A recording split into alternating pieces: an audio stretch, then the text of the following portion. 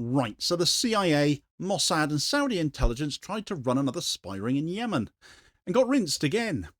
The operation was called Their Schemes Will Fail. They should have taken the hint, really, shouldn't they? Yemen's Interior Ministry dropped a statement on the 8th of November, naming names, naming countries, and naming the Saudi soil it was run from. 21 arrests, a public trial, and 3 humiliated foreign agencies pretending not to have heard. No denial from Washington, no comment from Riyadh, no surprise in Sanaa.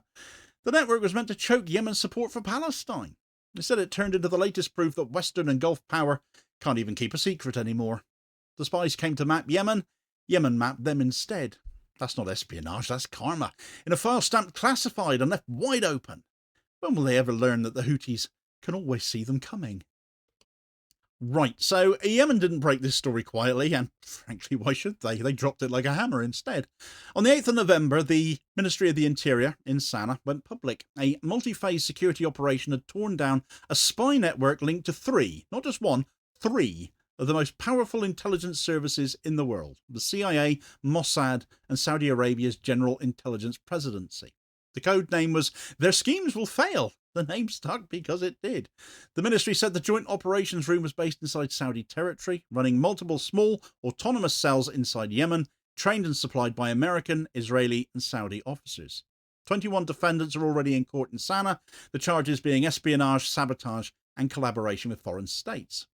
The Interior Ministry described the operation as the culmination of months of surveillance and infiltration. Agents had tracked the communication links back across the border. They said the network was responsible for providing targeting data, disrupting domestic communications, and collecting details on missile and drone programs.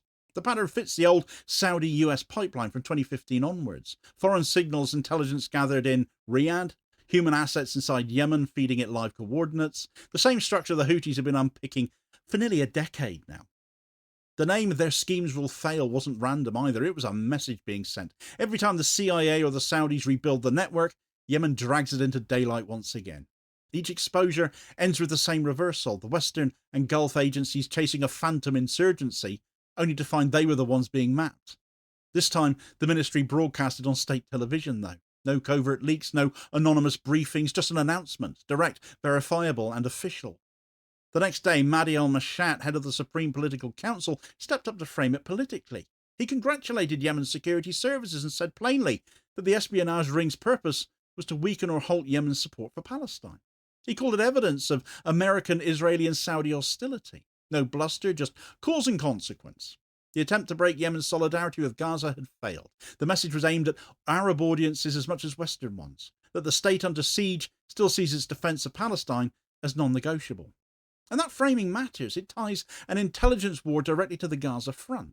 The same week Israel was telling Western media it had paused operations under a ceasefire, Yemen was revealing that the war had already moved underground. The spy network wasn't about Yemen's internal politics, it was about cutting the flow of political and logistical support between Sanaa and Gaza. The United States, Israel, and Saudi Arabia might not confirm it, but the structure described, Saudi-based command, multi-cell infiltration, shared training, all matches the pattern of previous operations the Houthis have exposed. Inside Yemen, the announcement hit like vindication. For weeks, the Houthis have held their fire under the Gaza ceasefire, as they have done under previous ceasefires. The Interior Ministry statement reset the narrative that had come amid accusations that they might be going soft, especially given Israel's ongoing disrespect for that ceasefire. It reminded the public that restraint is not a weakness, that the fight hasn't ended, it's just shifted terrain. When al-Mashat spoke of plots to pull the plug on Yemen's support for Palestine, it landed as a warning that foreign pressure is constant, and that intelligence wars replace air wars when the bombs stall. And then came the second front, the military one. On the same day, Brigadier General Yusuf Hassan al-Madani, the new Chief of Staff of the Yemeni Armed Forces, sent a message to Hamas's Al-Qassam Brigade saying, if the enemy resumes the war in Gaza, we will return to the battlefield by carrying out military operations. It was a declaration that the Red Sea calm that has now fallen is conditional. Al-Madani said Yemen will stand by Gaza no matter the cost, and although Israel are very much violating the ceasefire for as long as Gaza is sticking by it, so will the Houthis. Houthi attacks on Israeli-linked shipping had halted after the ceasefire came into effect, but the movement reserved the right to resume that. And that warning carries weight because the Houthis have delivered on every threat they've made since 2023. Not so much threats as promises, when they've consistently delivered too. When they said Israeli-affiliated vessels would be blocked, they were. When they said strikes would reach Eilat, they did. The threat is credible because it's conditional. They've shown they can switch it on and off at will. That's deterrence through discipline. Al-Madani's letter codifies that. It tells Israel, restart Gaza and you restart the Red Sea War. Little wonder Netanyahu is eyeing up Yemen as a target in its own right these days, hence the attempted intelligence gathering, I dare say. The connection between the spy bust and the warning isn't coincidence, though, it's sequence. First, the Interior Ministry exposes the covert operation. Then the Army Chief draws the red line. One day apart. Same message. The war never stopped. It just changed form. Intelligence first, then retaliation if provoked. The public line becomes clear. Yemen uncovered the hand inside its borders and now waits to see if that same hand throws another punch that ends the Gaza ceasefire formally. There's history behind that confidence. Every major foreign infiltration in Yemen since 2015 has ended the same way. Saudi and Emirati operatives in Sanaa arrested in 2017. CIA-trained Yemeni agents exposed in 2019. Several later confirmed to be genuine former National Security Bureau officers. Emirati cyber units using Israeli Pegasus software compromised and expelled in 2022. Each case followed the same pattern. Western and Gulf agencies relying on tech, Yemen relying on loyalty and ground intelligence, and every time the outsiders underestimated Yemen and paid for it. That's why the phrase again in the context of this podcast matters. This isn't a one-off scandal. It's the latest in a long list of attempts to micromanage Yemen through covert means, and each time the exposure gets broader. In 2019 it was on the local news. In 2025 it's international, carried by the likes of Press TV and The Cradle, al-Madani, Mer News, and even neutral outlets like Long War Journal. Not so much Western mainstream media, of course, to absolutely no surprise to you, I'm sure. But the information gap is still closing. The story now has reached that Western denial can't smother because these alternative or foreign outlets are so much more accessible these days, and highlighted by channels like this one. But look at the timing too. Israel has been floating the idea of direct strikes on Yemen since last month. Defense Minister Israel Katz told Channel 12 that Israel will not allow the Houthis to hold the Red Sea hostage. Well, tough, sunshine. You failed even with US military assistance to overcome that one. There are F-35s on standby for long-range missions, but the Houthis have almost brought these down themselves. And they've been conducted before, damaging to infrastructure and have killed civilians, but ultimately to no avail. It's done nothing to impact the Houthis themselves. That's why the spy story became headline material across regional networks. It undermines the Western line that Yemen acts as an Iranian proxy destabilising the region. Here, Yemen is the state defending its borders from foreign interference, standing up for Palestine and upholding international law, and catching Western intelligence in the act of undermining all of that. It's reversed the roles. The so-called aggressor becomes the victim of covert aggression, and the self-declared defenders of stability are the saboteurs here. Riyadh's position just became more awkward by the hour as well. The alleged headquarters of the spy network is on Saudi soil. At the same time, Riyadh has been trying to keep a fragile détente with Tehran alive, orchestrated by China as that largely has been. If the claim is true, Saudi Arabia was running espionage against Yemen while negotiating peace terms and deals with Iran. The Saudis seem to have too many fingers in too many pies when you bring the US and Israel into this picture as well, then they're now burning their own fingers as a result.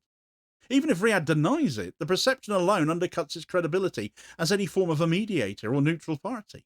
The Houthis know this, of course, and so they timed the disclosure accordingly. The headline damages Saudi diplomatic capital without a single missile being fired. Washington's silence is equally telling. The CIA has made no comment, no denial, no counter-narrative. Silence has become their position. It leaves the claim hanging in the public view, though, unanswered, slowly hardening into accepted fact across the region as more and more people are able to take notice of it by picking up on these alternative outlets who are covering this story. Yemen understands that information warfare rewards whoever speaks first. The Western agencies prefer deniability, but that's becoming a harder trick to pull off. The gap between these approaches is why Yemen keeps winning the perception battle.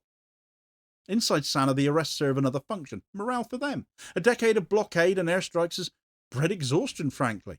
A security victory provides legitimacy that battlefield stalemates can't. Each spy trial televised, each confession broadcast, reinforces the image of a functioning state under siege. They're being tried in open court, so that visibility matters. It says Yemen isn't hiding its process, while its accusers hide behind their classified stamps.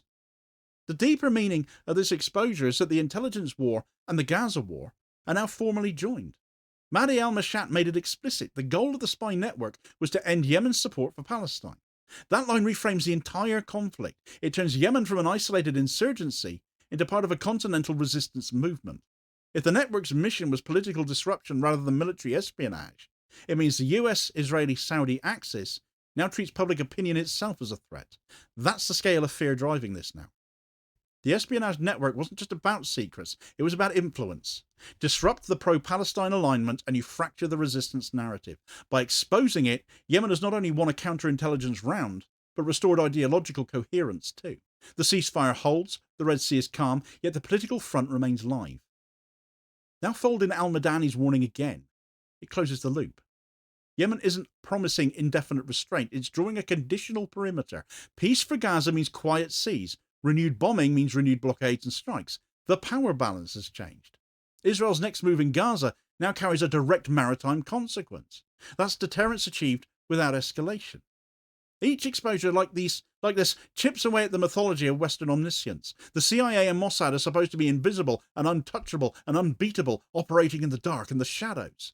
Yet a sanctioned state under siege keeps naming their networks, showing their methods, broadcasting their failures, and arresting their agents. The embarrassment is cumulative. It deters allies, emboldens adversaries, and fractures the illusion that these agencies still dictate the tempo of the region.